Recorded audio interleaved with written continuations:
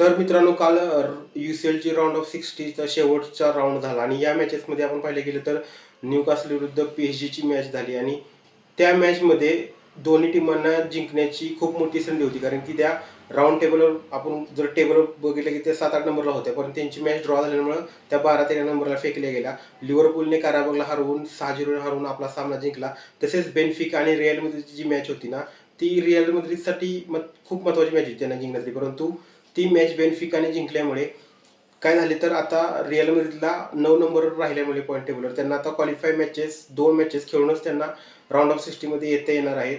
आणि बेनफिकाने 24 नंबरवर आल्यामुळे ते क्वालिफाईंग राऊंडसाठी पात्र झाले. त्यानंतर जर आपण पाहिले तर बार्सिलोनाने कोपनहेगनला हरवून 4-1ने त्यांनी त्यांचा सामना जिंकला आणि चेल्सीने देखील नापोलीला 3-2ने हरवून त्यांनी देखील आपला सामना जिंकला आहे. आणि आपल्याला जसे माहितीच असते की जसा जसा UCLच्या शेवटच्या मॅचेस जवळ येतात तसे तसे पॉईंट टेबलमध्ये देखील उलटफेर होत असतो आणि आपल्याला तसेच काहीतरी रात्री पाहायला मिळाले. रात्री काय झाले की रिअल मॅड्रिडची टीम ही 3 नंबरला होती, जर आपण 2-3 दिवसापूर्वी पाहिले असेल तर UCLचा टेबल, पण काल त्यांच्या झालेल्या पराभवामुळे ते 9 नंबरवर फेकले गेले आणि बेनफिका मॅचेस जिंकल्यामुळे त्याचा फायदा मँचेस्टर सिटीला झाला, कारण की मँचेस्टर सिटी अटॅकला असलेल्या हरवून त्यांची मॅच जिंकलीच होती.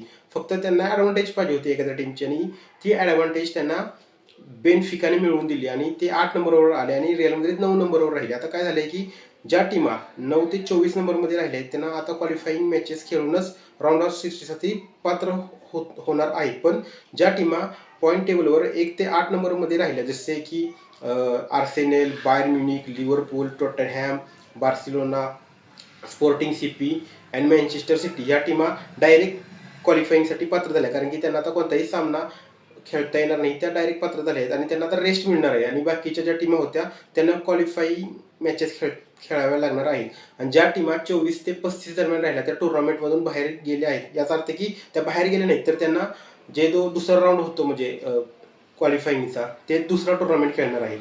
आणि हा UCLचा थरार होता आणि आपण पाहू शकता की तुम्ही ज्या ज्या टीमला सपोर्ट करतात त्या त्या तुमच्या टीमा त्याच्यासाठी पात्र ठरल्या. आणि आता राऊंड ऑफ 60च्या मॅचेस देखील काही दिवसांनी सुरू होतील आणि त्याचा ड्रॉ पण येईलच. तर तो ड्रॉ आपण आल्यानंतर आपण आपल्या चॅनलवर त्याची चर्चा करणारच आहोत. आणि चर्चा करण्याच्या अगोदर तर ती गोष्ट म्हणजे की ह्याचे जे शेड्यूल होते ना ते व्यवस्थित असे, म्हणजे पहिले कसं असायचं की 4 टीमा खेळायच्या एकमेकांबरोबर आणि त्यानंतर त्यातल्या 2 टीमा क्वालिफाय व्हायच्या. पण परंतु UCLने लॉ बदलून 2 वर्षापूर्वी एकत्रच पूर्ण 34-35 टीमांची लीग तयार केली आणि त्याच्यातच होम अवेच्या मॅचेस तयार करून असा हा फॉर्मॅट मगाशी तुम्हाला सांगत आलोय तसा तो त्यांनी तयार केला. आणि त्याचा फायदा काय झाला की ज्या छोट्या छोट्या टीम आहेत लाईक स्पोर्टिंग CP झाली, टॉटनहॅम आणि लिव्हरपूल बघितलं तुम्ही, प्रीमियर लीगमध्ये एकदम खराब परफॉर्मन्स असून देखील त्यांनी UCLमध्ये एकदम धमाकेदार असा परफॉर्मन्स केला आहे. म्हणजे याचा फायदा छोट्या टीमांना देखील होत आहे आणि बेनफिका होईल आणि तसाच फायदा त्यांना देखील होत आहे. पण मग त्यामुळे ह्या स्पर्धेचा जो थरार आणि रोमांच आहे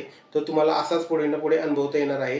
त्यासाठी तुम्ही असेच चॅनलशी जोडून राहा आणि यानंतरची तुम्हाला खबर देखील आपल्या चॅनलवर मिळून जातील. आणि तुम्हाला यामधील रात्री झालेली कोणती मॅच आवडली ती कमेंटमध्ये सांगा आणि तुमच्या जवळ काही तुम्हाला सुचवायचे असेल तर तुम्ही ती सांगू शकता. बाय.